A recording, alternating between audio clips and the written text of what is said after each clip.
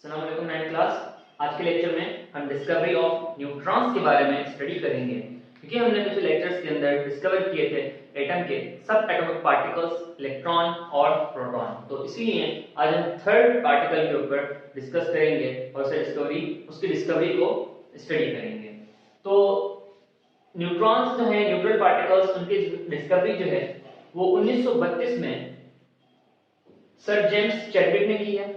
English physicist हैं, ठीक है, इंग्लिश फिजिसिस्ट हैं जेम्स चैडविक, जिन्होंने 1932 में इसकी डिस्कवरी की है।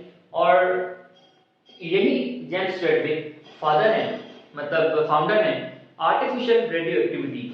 आर्टिफिशियल रेडियो एक्टिविटी और रेडियो एक्टिविटी होती क्या है, पहले तो मैं आपसे थोड़ा सा इसके बारे में डिस्कशन करता हूँ कि रेडियो एक्टिविटी बच्चों एक ऐसा अमल होता है जिसमें कुछ एलिमेंट्स रेडिएशंस को इमिट करते हैं, ठीक है। कुछ एलिमेंट्स, वो कौन से एलिमेंट्स हैं जो ऐसा करते हैं? वो एलिमेंट्स 82 से 118 तक, वो तमाम एलिमेंट्स, जितने भी एलिमेंट्स हैं वो सब रेडिएशंस को इमिट करते हैं, ठीक है। और उन सब एलिमेंट्स को हम नेचुरल रेडियोएक्टिव कहते हैं। कुदरती तौर पे जो अम्ल तापकारी करते हैं, उनमें से रेडिएशन निकलते हैं कुदरती तौर पे, नेचुरल रेडियोएक्टिव, ठीक है। और जो हमारी आर्टिफिशियल रेडियोएक्टिविटी है उसके फादर हैं सर जेम्स चैडविक, और ये स्टूडेंट हैं सर अर्नेस्ट रदरफोर्ड के, सही है। तो इनके मुताबिक, अब रेडियोएक्टिविटी की बात कर रहा हूं इसलिए बता रहा हूं आपको ये चीज, इनके मुताबिक एक फर्स्ट एलिमेंट से लेके 118 एलिमेंट्स, या फिर फर्स्ट से लेकर 82 मतलब 81 तक जितने भी एलिमेंट्स हैं वो सब आर्टिफिशियल रेडियोएक्टिव भी बनाए जा सकते हैं, क्योंकि आर्टिफिशियल रेडियोएक्टिविटी हमारे पास आ चुकी है।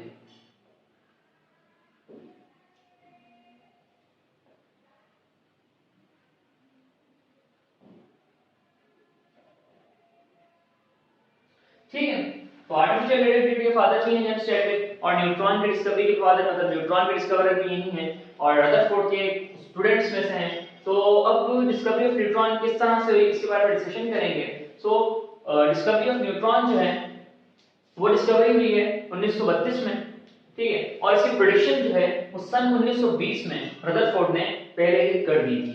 उनका मानना ये था कि एटम के अंदर एक और पार्टिकल होना चाहिए जिसका मास प्रोटॉन के मास जैसा होना चाहिए और वो पार्टिकल न्यूट्रल होना चाहिए, ठीक है। So Rutherford predict in 1920 that atom must possesses neutral particle, एक न्यूट्रल पार्टिकल एटम के पास जरूर होना चाहिए with equivalent mass of proton, इसका मास बिल्कुल बराबर हो प्रोटॉन के, ठीक है। तो इस चीज को पढ़ने के बाद, इस चीज को देखने के बाद जेम्स चैडविक ने एक एक्सपेरिमेंट किया। उस एक्सपेरिमेंट में इन्होंने क्या किया ऐसा कि in 1932 James Chadwick found that, क्या देखा इन्होंने कि व्हेन अल्फा पार्टिकल्स, जब अल्फा पार्टिकल्स को बॉम्बार्ड कराते हैं बेरिलियम न्यूक्लियस के ऊपर, तो some penetrating radiations were given out, तो कुछ पेनिट्रेटिंग रेडिएशन जो थी वो बाहर निकली जब इन्होंने अल्फा रेस को बेरिलियम न्यूक्लियस के ऊपर बॉम्बार्ड करवाया। अब ये अल्फा पार्टिकल्स क्या हैं? तो बच्चों नेचुरल रेडियोएक्टिव जितने भी एटम्स होते हैं या जितने भी आपके आर्टिफिशियल एटम्स होते हैं, आर्टिफिशियल रेडियोएक्टिव एटम्स होते हैं, वो सब रेडिएशंस इमिट करते हैं।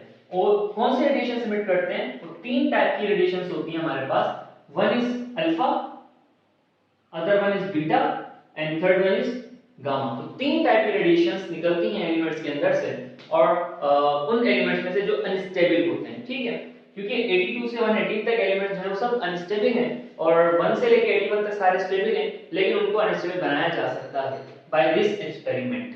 अब क्या होता है, जेम्स चैडविक 1932, अब क्या होता है, जेम्स चैडविक बेरिलियम न्यूक्लियस के ऊपर अल्फा रेस को बॉम्बार्ड करवाते हैं। जब ये बॉम्बार्ड करवाते हैं तो मैं आपको एक और चीज बता देता हूं कि अल्फा रेस का जो मास होता है बच्चों वो होता है 4, मास जो है वो है 4 AMU, और इसका जो चार्ज है वो है 2, ठीक है। मतलब जब भी किसी एलिमेंट के ऊपर आप अल्फा रेस की बॉम्बार्डिंग करवाएंगे तो उसका मास जो है वो 4 टाइम्स ग्रेड बढ़ जाएगा, और उसका जो एटॉमिक नंबर है वो 2 टाइम्स बढ़ जाएगा। तो इसको अब यहाँ थोड़ा सा मेंशन किया है मैंने, देखें तो यहाँ पर क्या हुआ, बेरिलियम न्यूक्लियस के ऊपर जब अल्फा रेस बॉम्बार्ड हुए लगे तो क्या हुआ, beryllium nucleus beryllium nucleus change हो गया कार्बन एटम में, देख सकते हैं आप, कार्बन एटम में चेंज हो गया और उसका मास जो है वो 3 टाइम्स बढ़ा और 2 टाइम्स उसका एटॉमिक नंबर भी बढ़ा, ठीक है। और वन जो है न्यूट्रॉन है, एक न्यूट्रॉन जो है वो आपको पेनिट्रेट करता हुआ मिल गया। इसने यहाँ जिक्र किया some penetrating radiations were given out, कुछ पेनिट्रेशन रेडिएशंस जो थी वो बाहर भी आ गई थी, ठीक है। तो उनमें से जो आ गई थी बाहर वो एक न्यूट्रॉन था और इस न्यूट्रॉन का जो मास था, बुक में मेंशन ये बात, उस न्यूट्रॉन का जो मास था वो मास हाइड्रोजन न्यूक्लियस या हाइड्रोजन एटम के बराबर ही था, क्योंकि हाइड्रोजन का मास एक होता है, तो एक ही मास था उसका। तो इस तरह से डिस्कवरी की गई थी प्रोटॉन्स की। आप अच्छा ये एक और बात मैं आपको शेयर करता हूं आपके साथ, अगर हम अब जो आर्टिफिशियल रेडिएटिविटी का काम होता है उसमें क्या होता है, हम किसी भी एलिमेंट को उठा सकते हैं, किसी भी एलिमेंट को हम इस्तेमाल कर सकते हैं और उसके ऊपर न्यूट्रॉन गन से न्यूट्रॉन शूट कर सकते हैं, उसे अनस्टेबल बनाया जा सकता है और जब वो अनस्टेबल बन जाता है तो उसमें से रेडिएशन निकलती हैं अल्फा, बीटा एंड गामा, ठीक है। अब प्रॉपर्टीज ऑफ न्यूट्रॉन्स को पढ़ लेते हैं। तो the neutrons are neutral particles, neutrons के ऊपर कोई चार्ज नहीं होता, वो न्यूट्रल पार्टिकल्स होते हैं, सही है। और they have neutral particles and they have no charge, second postulate है, सेकंड प्रॉपर्टी है कि कोई चार्ज नहीं होता। The mass of neutron is almost equal to the proton, तो एक न्यूट्रॉन का जो मास है वो प्रोटॉन के मास के बराबर होता है और these particles are most penetrating in matter, और यही पार्टिकल्स हैं, ये वही पार्टिकल्स हैं जो सबसे ज्यादा पेनिट्रेट करते हैं मैटर के अंदर, समझ रहे हैं। पेनिट्रेट को मतलब उसके अंदर से गुजर जाते हैं, उसके अंदर चले जाते हैं। तो ये था हमारा डिस्कवरी ऑफ न्यूट्रॉन, होपफुली आप लोगों को समझ आया होगा।